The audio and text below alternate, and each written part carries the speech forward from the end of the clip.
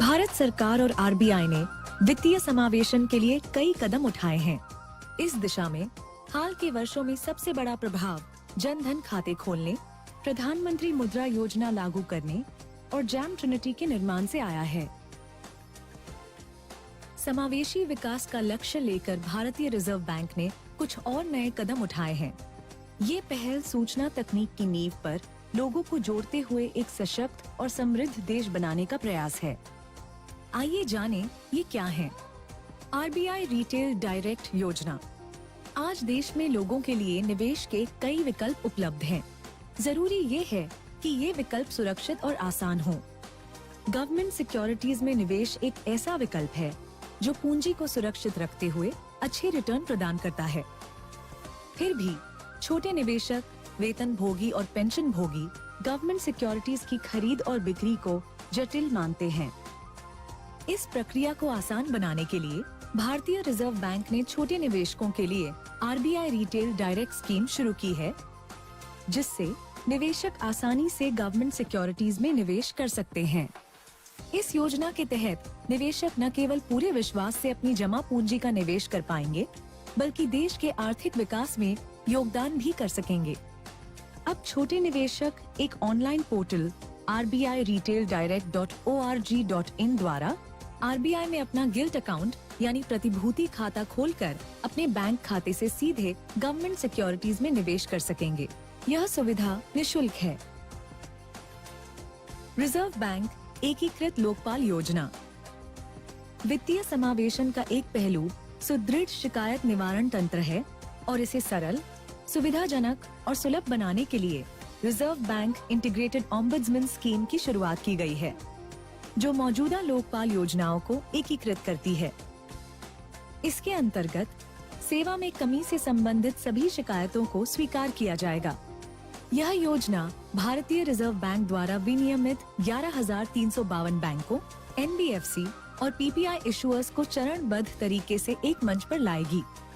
इससे लगभग 44 करोड़ ऋण खाता धारक, 220 करोड़ जमा खाता धारक और पेमेंट सिस्टम पार्टिसिपेंट्स के सभी ग्राहक लाभान्वित होंगे। शिकायत दर्ज करने तथा उसे ट्रैक करने के लिए सभी ग्राहकों को अब एक पोर्टल, एक ईमेल और एक पते की सुविधा होगी। एक राष्ट्र एक लोकपाल दृष्टिकोण के अंतर्गत आरबीआई चंडीगढ़ में एक centralised receipt and processing centre यानी सीआरपीसी स्थापित किया गया है।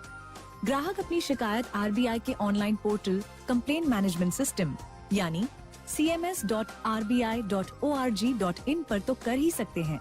साथ ही सीआरपीसी के टोल फ्री नंबर पर हिंदी, अंग्रेजी और 8 क्षेत्रीय भाषाओं में शिकायत दर्ज करने हेतु सहायता और उससे जुड़ी जानकारी पा सकते हैं। ये हैं आरबीआई के कुछ नए पहल, जन जन को वित्तीय सेवाओं से जोड़ने के लिए, जन जन को खुशहाली की ओर मोड़ने के लिए। आज ये पहल माननीय प्रधानमंत्री द्वारा राष्ट्र को समर्पित किए जा रहे हैं।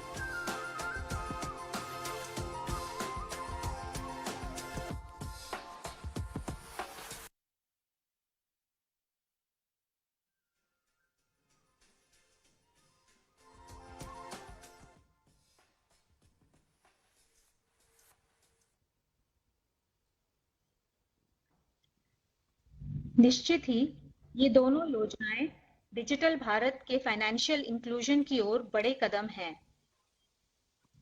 अब हम माननीय प्रधानमंत्री जी को देश भर से जुड़े लोगों को संबोधित करने के लिए आमंत्रित करते हैं। माननीय प्रधानमंत्री जी।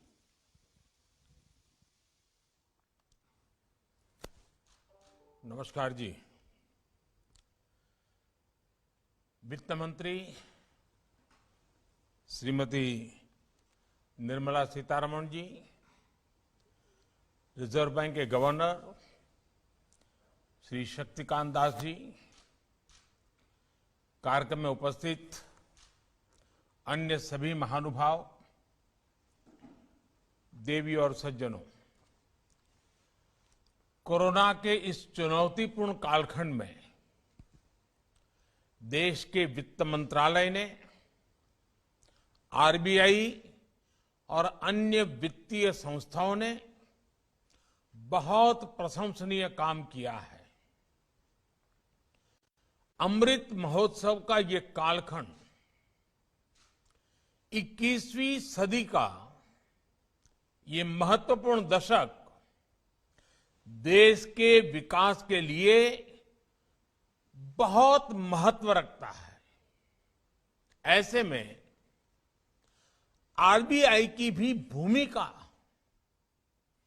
बहुत बड़ी है, बहुत महत्वपूर्ण है। मुझे पूरा विश्वास है कि टीम आरबीआई देश की अपेक्षाओं पर खरा उतरेगी। साथियों, बीते 6-7 वर्षों से केंद्र सरकार सामान्य मानवी उसके हितों को सर्वोच्च प्राथमिकता देते हुए काम कर रही है। एक रेगुलेटर के तौर पर आरबीआई अन्य वित्तीय संस्थाओं के साथ लगातार संवाद बनाए रखता है।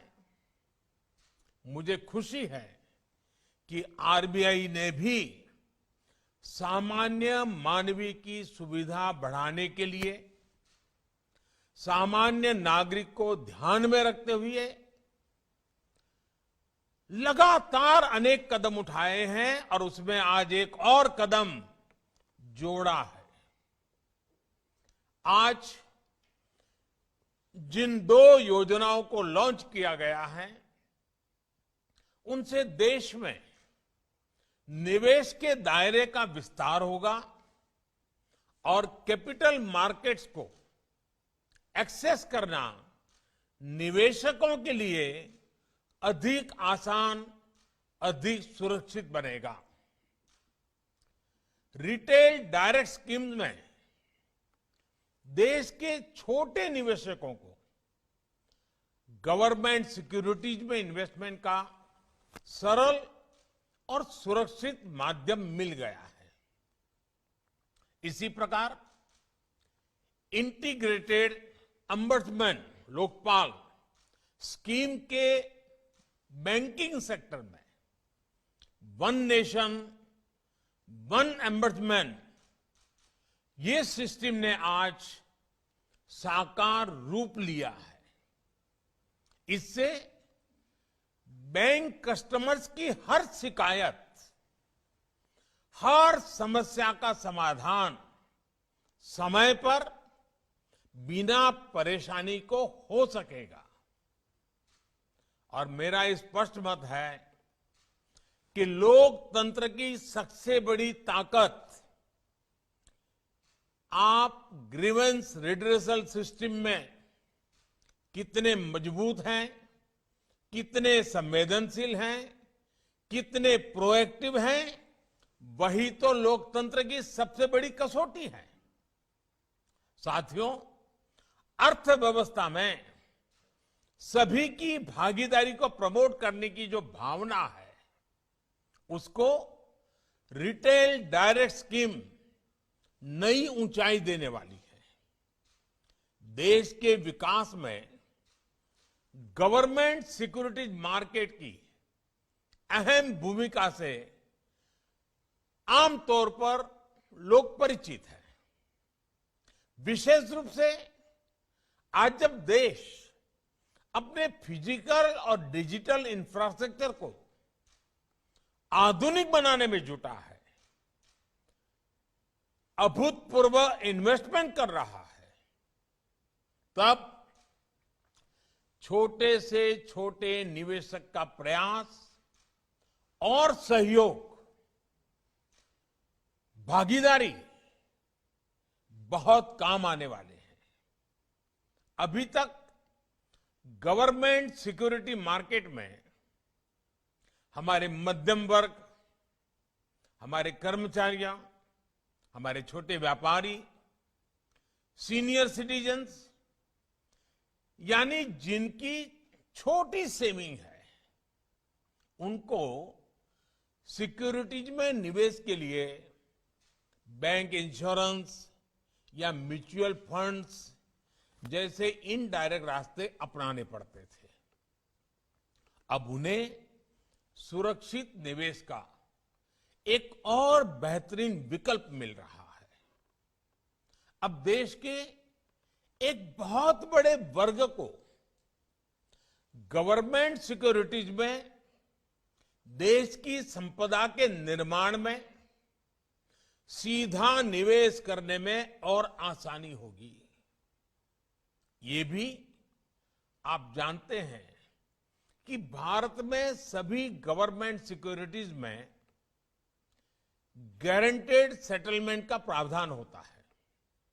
ऐसे में छोटे निवेशकों को सुरक्षा का एक आश्वासन मिलता है, यानी छोटे निवेशक को सुरक्षित निवेश पर अच्छे रिटर्न का भरोसा मिलेगा और सरकार को इंफ्रास्ट्रक्चर के विकास के लिए देश के सामान्य मानवी की आशा आकांक्षाओं के अनुरूप नया भारत बनाने के लिए जो जो व्यवस्थाएं विकसित करनी चाहिए, इसके लिए जरूरी संसाधन मिलेंगे। और यही तो आत्मनिर्भर भारत के निर्माण के लिए नागरिक और सरकार की सामूहिक शक्ति, सामूहिक प्रयास है। साथियों, आमतौर पर फाइनेंस की बातें जरा टेक्निकल हो जाती हैं, सामान्य मानवी हेडलाइन पढ़ करके छोड़ देता है, और इसलिए सामान्य मानवी को बेहतर तरीके से इन बातों को समझना और उनको समझाना, मैं समझता हूं कि आज समय की मांग है, क्योंकि फाइनेंशियल इंक्लूजन की बात हम जब करते हैं तब इस देश के आखिरी व्यक्ति को भी इस प्रोसेस का हिस्सा हम बनाना चाहते हैं। आप एक्सपर्ट्स इन सारी बातों से भली भांति परिचित हैं, लेकिन देश के सामान्य जन के लिए भी ये जानना उनकी बहुत मदद करेगा। जैसे उन्हें पता होना चाहिए कि इस योजना के तहत फंड मैनेजर्स की जरूरत नहीं पड़ेगी, सीधा retail direct guilt RDG account खोला जा सकता है। ये अकाउंट भी ऑनलाइन खोला जा सकता है और सिक्योरिटीज की खरीद फरोख्त भी ऑनलाइन संभव है। सैलरी वालों या फिर पेंशनर्स के लिए घर बैठे बैठे सुरक्षित निवेश का ये बहुत बड़ा विकल्प है। इसके लिए कहीं भी आने जाने की जरूरत नहीं है। फोन और इंटरनेट से ही आप मोबाइल फोन पर इंटरनेट कनेक्टिविटी आपका काम हो जाएगा। ये आरडीजी अकाउंट निवेशक के सेविंग अकाउंट से भी लिंक होगा, जिससे सेल परचेज ऑटोमेटिक, खरीद फरोख्त का जो काम है ऑटोमेटिक संभव हो सकेगा। आप कल्पना कर सकते हैं लोगों को इससे कितनी आसानी होगी। साथियों, फाइनेंशियल इंक्लूजन और ईज ऑफ एक्सेस जितने जरूरी हैं, ईज ऑफ इन्वेस्टमेंट और बैंकिंग सिस्टम पर सामान्य जन का भरोसा भी, सामान्य जन के लिए सुविधा भी, सामान्य जन के लिए सरलता भी उतना ही आवश्यक है। एक मजबूत बैंकिंग सिस्टम मजबूत होती अर्थव्यवस्था के लिए बहुत जरूरी है। 2014 के पहले कुछ सालों में देश के बैंकिंग सिस्टम को जिस प्रकार से नुकसान पहुंचाया गया था, आज हर किसी को पता है कि कैसी स्थितियां पैदा हो गई थी, क्या कुछ नहीं हुआ था। बीते 7 सालों में एनपीएस को पारदर्शिता के साथ रिकॉग्नाइज किया गया। रिजोल्यूशन और रिकवरी पर ध्यान दिया गया। पब्लिक सेक्टर के बैंकों को रिकैपिटलाइज किया गया। फाइनेंशियल सिस्टम और पब्लिक सेक्टर बैंकों में एक के बाद एक रिफॉर्म्स किए गए। जो विलफुल डिफॉल्टर्स पहले सिस्टम से खिलवाड़ करते थे, अब उनके लिए मार्केट से फंड जुटाने का रास्ता बंद कर दिया गया है। पब्लिक सेक्टर बैंकों से जुड़ी गवर्नेंस में सुधार हो, डिसीजन मेकिंग, ट्रांसफर पोस्टिंग से जुड़ी आजादी हो, छोटे बैंकों को मर्ज कर बड़े बैंकों का निर्माण हो, या फिर national asset reconstruction company limited की स्थापना हो। इन सभी कदमों में आज बैंकिंग सेक्टर में नया विश्वास, नई ऊर्जा लौट रही है। साथियों, बैंकिंग सेक्टर को और मजबूत करने के लिए कोऑपरेटिव बैंकों को भी आरबीआई के दायरे में लाया गया। इससे इन बैंकों की गवर्नेंस में भी सुधार आ रहा है और जो लाखों डिपॉजिटर्स हैं, उनके भीतर भी इस सिस्टम के प्रति विश्वास मजबूत हो रहा है। बीते कुछ समय में डिपॉजिटर्स के हितों को देखते हुए ही अनेक फैसले लिए गए हैं। वन नेशन वन अम्बर्समेंट सिस्टम, इससे डिपॉजिटर्स को और इन्वेस्टर फर्स्ट के कमिटमेंट को बल मिला है। आज जो योजना लॉन्च हुई है, इससे बैंक, एनबीएफसीज और प्रीपेड इंस्ट्रूमेंट में 44 करोड़ लोन अकाउंट और 220 करोड़ डिपॉजिट अकाउंट, इसके जो धारक हैं, उन धारकों को सीधी राहत मिलेगी। अब आरबीआई के द्वारा रेगुलेटेड सभी संस्थाओं के लिए खाता धारकों की शिकायतों को दर्ज करने, ट्रैक करने और मॉनिटर करने का एक ही प्लेटफॉर्म होगा। यानी शिकायत निवारण के लिए खाता धारक को अब एक और आसान विकल्प मिला है। जैसे कि अगर किसी का बैंक अकाउंट लखनऊ में हो और वो दिल्ली में काम कर रहा हो, तो पहले होता यह था कि उसको लखनऊ के एम्बर्समैन को ही शिकायत करनी पड़ती थी। लेकिन अब उसे भारत में कहीं से भी अपनी शिकायत दर्ज करने की सुविधा मिल गई है। मुझे यह भी बताया गया है कि ऑनलाइन फ्रॉड, साइबर फ्रॉड से जुड़े मामलों को एड्रेस करने के लिए आरबीआई ने इस योजना में आर्टिफिशियल इंटेलिजेंस के व्यापक उपयोग का प्रावधान किया है। इससे बैंक और जांच करने वाली एजेंसियों के बीच कम से कम समय में बेहतर तालमेल सुनिश्चित हो सकेगा। जितनी जल्दी एक्शन होगा, फ्रॉड से निकाली गई रकम की रिकवरी की संभावनाएं उतनी ही अधिक होगी। ऐसे कदमों से डिजिटल पेनिट्रेशन और कस्टमर इंक्लूसिवनेस का दायरा भी बड़े विश्वास के साथ बढ़ेगा, कस्टमर का भरोसा और बढ़ेगा।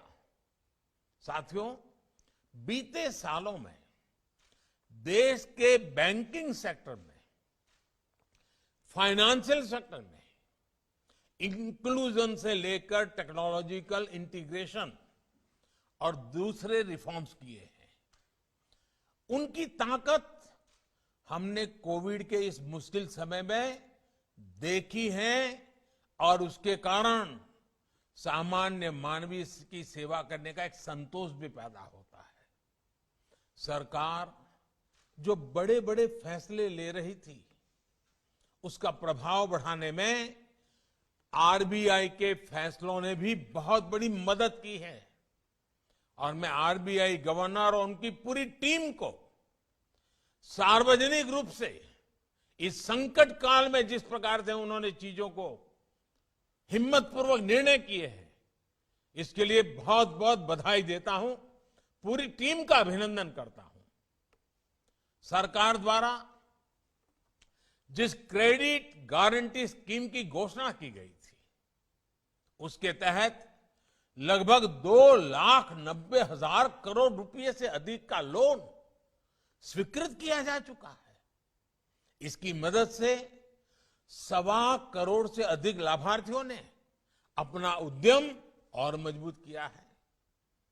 इसमें से अधिकतर एमएसएमईज हैं, हमारे मध्यम वर्ग के छोटे उद्यमी हैं।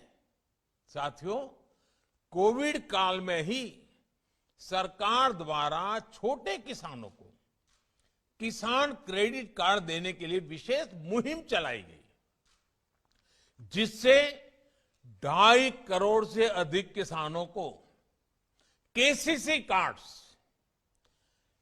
भी मिले और लगभग 2.25 लाख करोड़ का कृषि ऋण भी उन्हें मिल गया।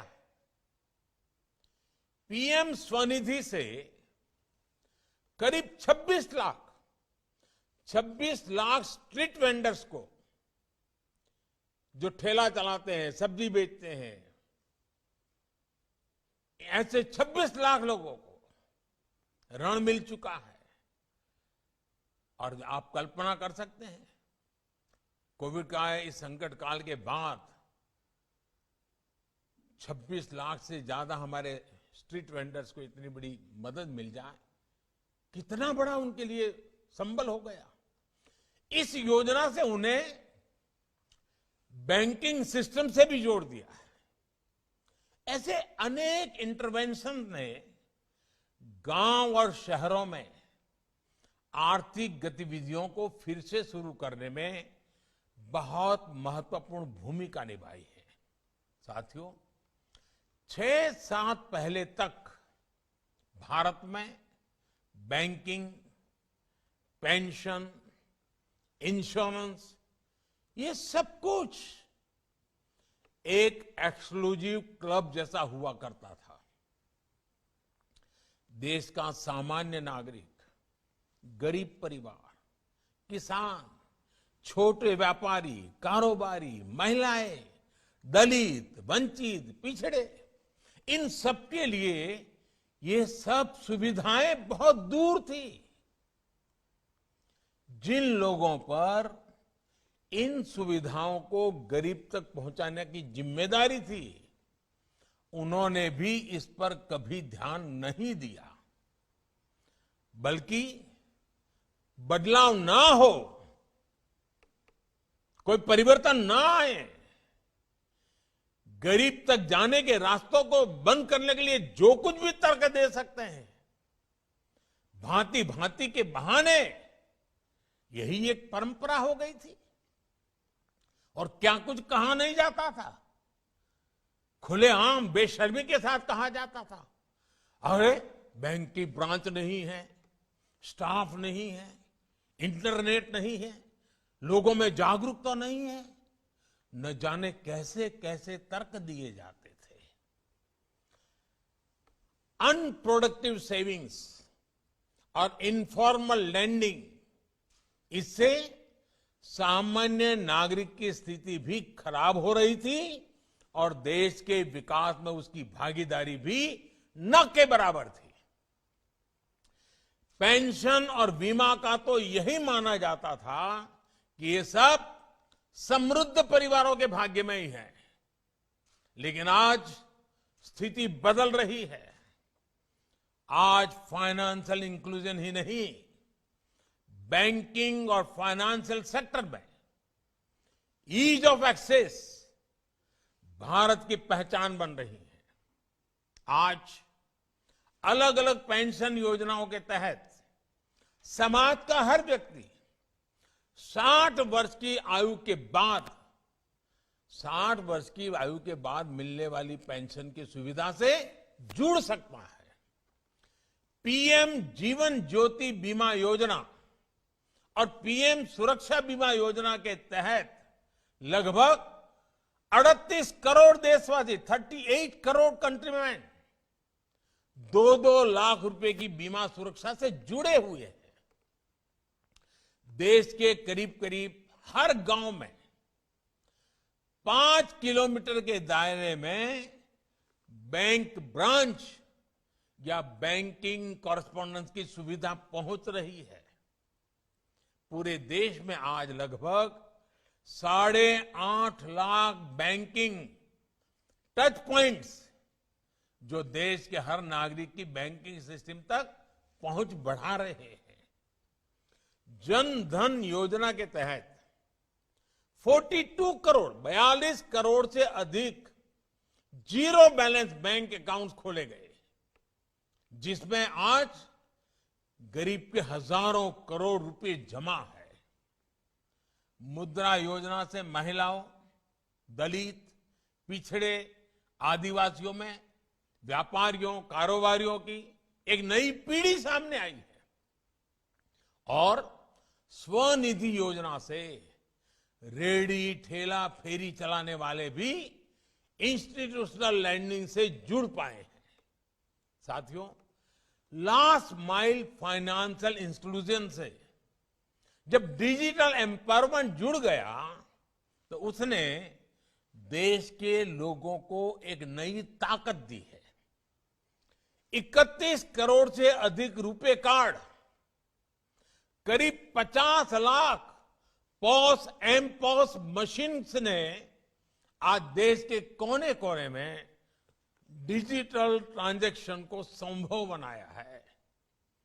यूपीआई ने तो बहुत ही कम समय में डिजिटल ट्रांजैक्शन के मामले में भारत को दुनिया का अग्रणी देश बना दिया है। सिर्फ 7 सालों में भारत ने डिजिटल ट्रांजैक्शन के मामले में 19 गुना की छलांग लगाई है, 19 टाइम। आज 24 घंटे, 7 दिवस और 12 महीने देश में कभी भी कहीं भी हमारा बैंकिंग सिस्टम चालू रहता है। इसका लाभ भी हमने कोरोना के इस काल में देखा है। साथियों, आरबीआई का एक संवेदनशील रेगुलेटर होना और बदलती हुई परिस्थितियों के लिए खुद को तैयार रखना देश की एक बहुत बड़ी ताकत है। आजकल आप देख रहे हैं कि फिनटेक जैसे क्षेत्र में हमारे भारतीय स्टार्टअप्स कैसे ग्लोबल चैंपियन बन रहे हैं। इस क्षेत्र में टेक्नोलॉजी तेजी से बदल रही है। हमारे देश के युवाओं ने भारत को इनोवेशंस का ग्लोबल पावर हाउस बना दिया है। ऐसे में ये जरूरी है कि हमारे रेगुलेटिंग सिस्टम्स इन बदलावों के प्रति जागरूक रहें और फाइनेंशियल सिस्टम्स को विश्व स्तरीय बनाएं और उसको बनाए रखने के लिए सूटेबल इकोसिस्टम का निर्माण करें, उसे सशक्त करें। साथियों, हमें देश के नागरिकों की आवश्यकताओं को केंद्र में रखना ही होगा। निवेशकों के भरोसे को निरंतर मजबूत करते रहना होगा। मुझे पूरा विश्वास है कि एक संवेदनशील और इन्वेस्टमेंट फ्रेंडली डेस्टिनेशन के रूप में भारत की नई पहचान को आरबीआई निरंतर सशक्त करता रहा है और मुझे विश्वास है सशक्त करता रहेगा। एक बार फिर इन बड़े रिफॉर्म्स के लिए मैं आप सबको, सभी स्टेक होल्डर्स को, इनिशिएटिव लाने वाले सबको, टेक्नोलॉजी की एक छलांग लगाने के लिए आप सबको बहुत बहुत शुभकामनाएं देता हूं। बहुत बहुत धन्यवाद।